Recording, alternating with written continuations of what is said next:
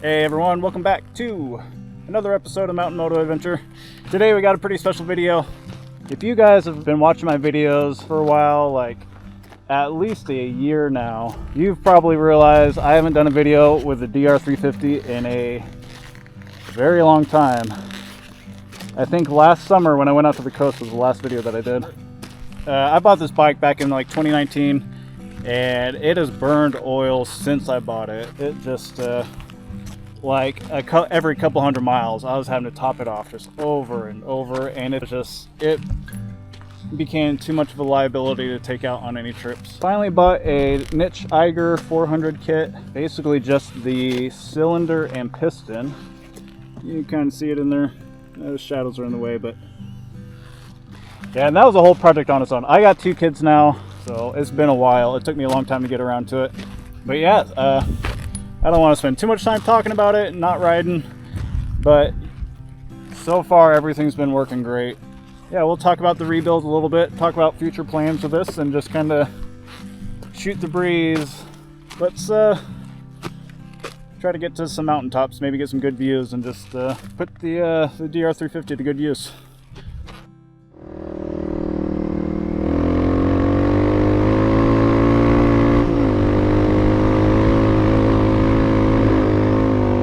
Like I'm giving it like half throttle, and we're just like breaking traction. So easy. So yeah, I've been putting off doing a top end rebuild on this thing for a very long time. I just honestly been pretty intimidated by doing a top end job. One of those things that's like, man, if you mess something up, you're gonna destroy your bike. Bit the bullet, bought the top end kit. I probably had the bike torn apart for at least a month, I'd say. So I took it apart. I found out that the cam chain was just kind of pretty old. The valve guide seals, they were just brittle. They just fell apart when I pulled them out. And then somehow, I'm not even sure how I did it, but I managed to tear one of the new valve guide seals. So I had to order another set, wait for that to come. Man, what else happened? So many just like little things. Even I finally got everything put back together. Whole engine, everything's like timed up right. And then I was looking around on the ground. Lo and behold, I find the freaking like whatever you call it, like the little clip that holds the wrist pin in for the piston was sitting on the ground. So you have no idea how disheartening that was for me to realize I went through all that to put it back together, and then I was gonna have to tear it all the way back down again. But ultimately it was not that bad. Like after you do it once or twice, like tear the whole engine down and put it back together, it's really not that bad. I had it torn down within an hour, like less than an hour. Okay, quick side note, I guess we're gonna try out this trail. I wasn't planning on it, but it doesn't look too muddy, so we might be able to get to it. This is like one of my more favorite trails out here. Hopefully everything's cleared out, not too muddy or nothing.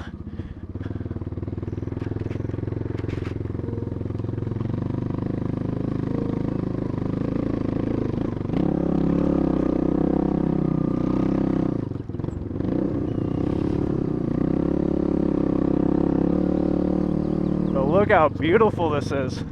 These trees, some of these trees are freaking massive.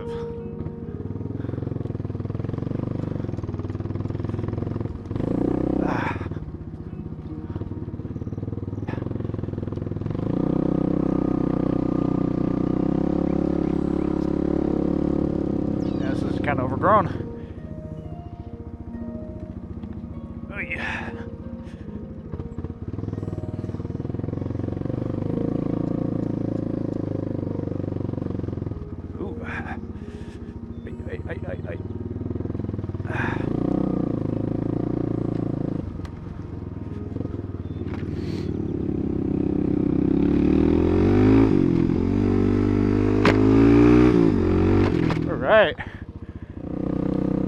actually somewhere over here. I came across it once or twice. A little trail that'll cut you over. Look at this. What is this? Cornerstone, Cow Creek Tribe boundary, no cutting beyond this. Huh.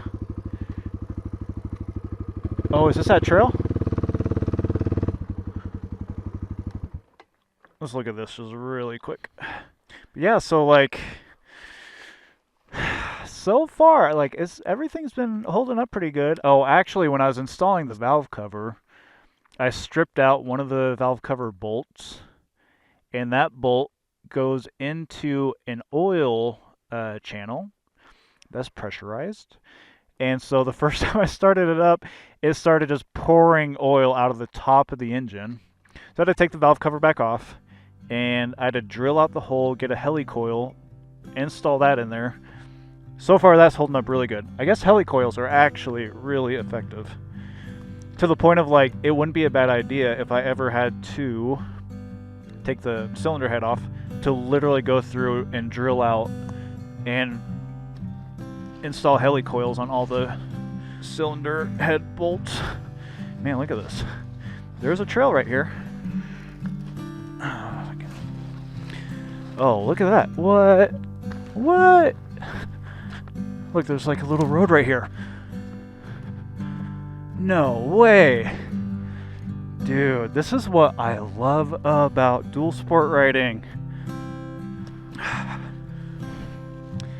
Look at this. So, looks like the trail keeps going over here.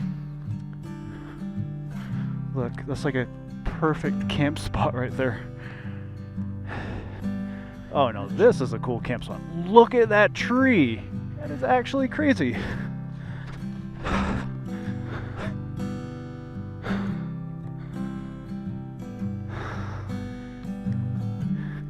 Now I am so curious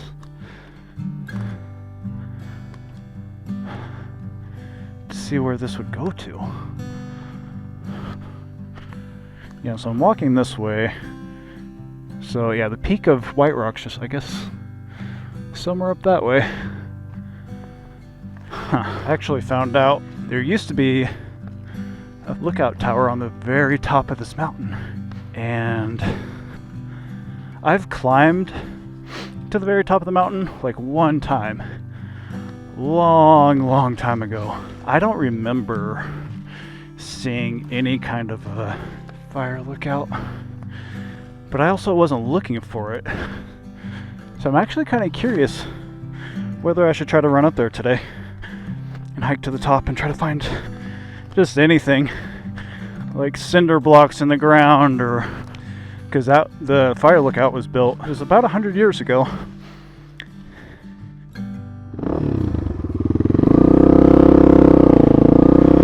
Hey, it's a quail! Oh. But I actually discovered another little trail right around the corner. I've gone by it so many times in the past and never would have thought anything of it. Oh, that's it right there. See, look at that. You can't even tell that there's a trail right there. Man.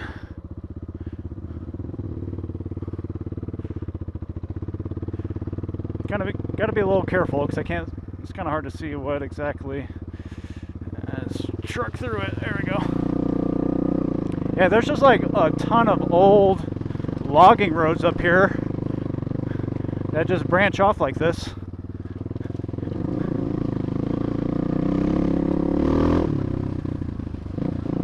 Whoa.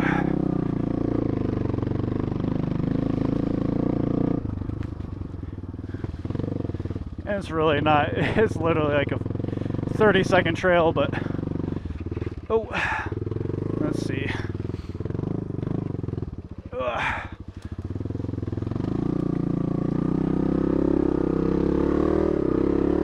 Come on. Nope. Okay. What a horrible spot to drop the bike.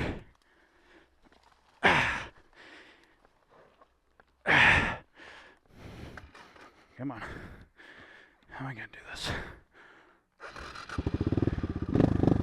There we go.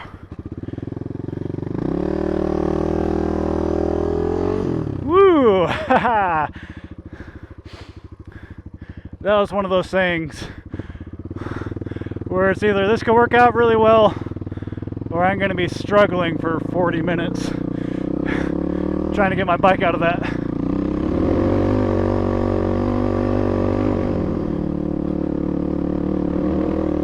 Alright, look at this. Isn't this beautiful up here?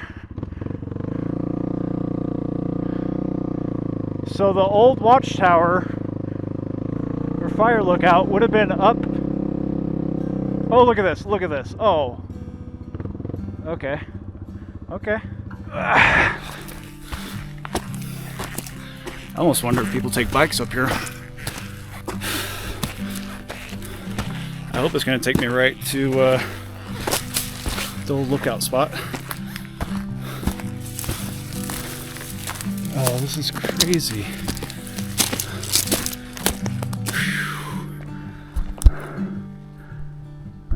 Well, you kind of zoom in with this thing. This kind of gives you a perspective of the elevation we're at. Oh, if not really showing up on camera. I could see it in person, but there's that little rock that pokes out all the way over there. And that's where I rode the DR350 up to on the last ride that I did. Oh.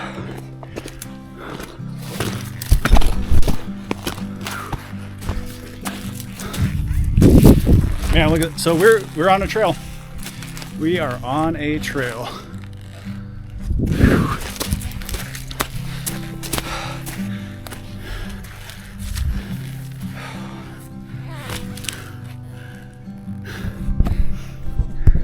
Look at that.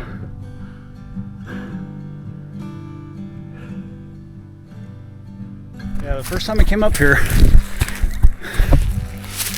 granted it's been at least 6 years probably by now. I don't remember finding this trail. I remember literally just like going through the brush.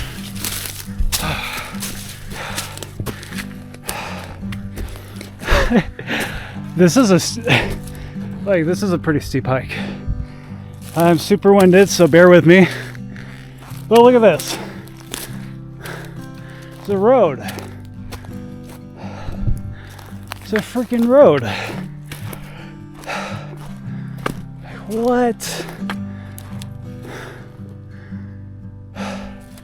Part of me is wondering if that little logging road that I came across earlier connects to this. Look at this. That is crazy. This is so cool.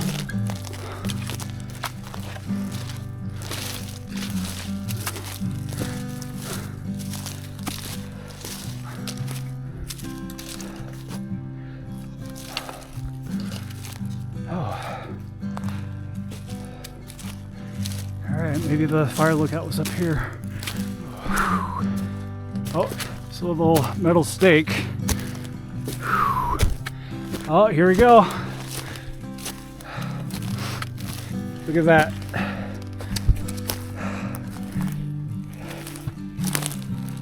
The old foundation to the white rock. Fire lookout. So I believe it was built in the 1920s and then decommissioned, I think, around 1950s, 1960s or something, for whatever reason. So I'm so curious to where this road shoots out at the bottom. I'm just worried it's gonna wrap me all the way back around to that little road that I found earlier, and then I'm gonna be like way off from where my bike's at.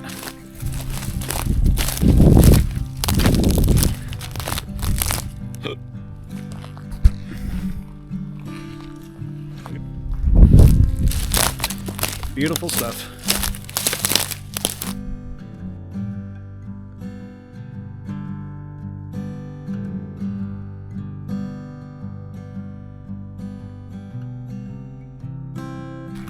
I like how this video started off as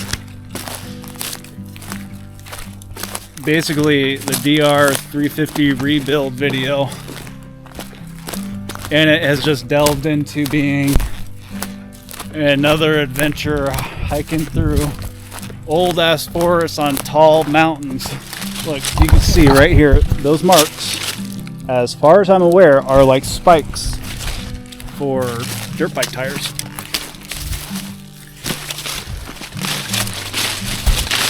So I'm guessing it's got to be accessible by dirt bike somehow. So I actually think, it's hard to tell exactly, but I feel like I saw the road down there. So now I'm curious to how is this actually going to connect down to that road? Unless it doesn't use the end of it, it just kind of branches off of it or something.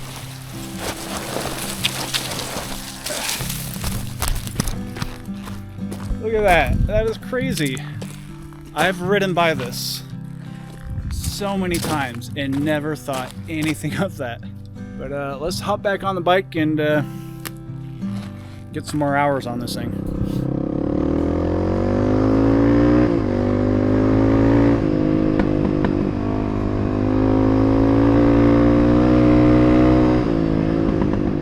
So much fun. I think the old cylinder kind of had lower compression. It was just like tired and worn out. And then the extra bump in CC just really man, woke this bike up. So much fun. Oh, black bear.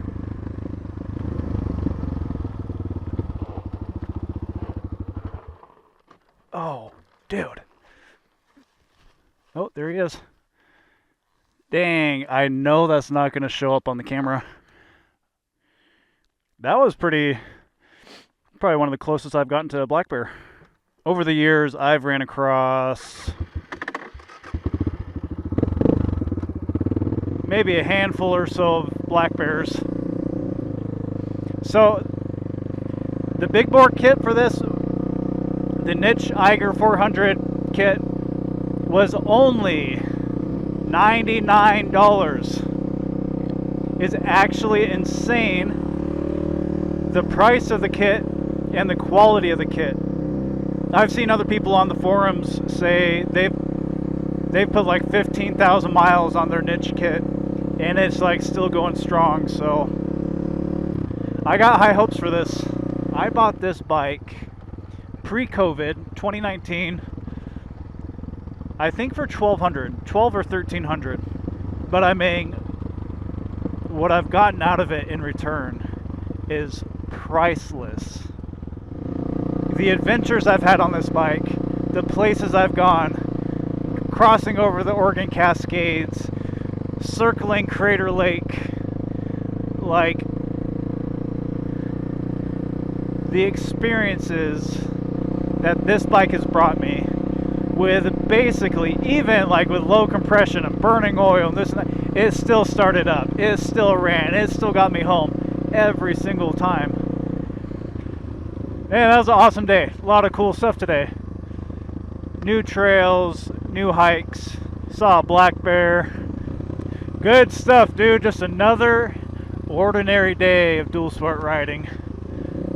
Hope you guys enjoyed. I'll see you guys next time.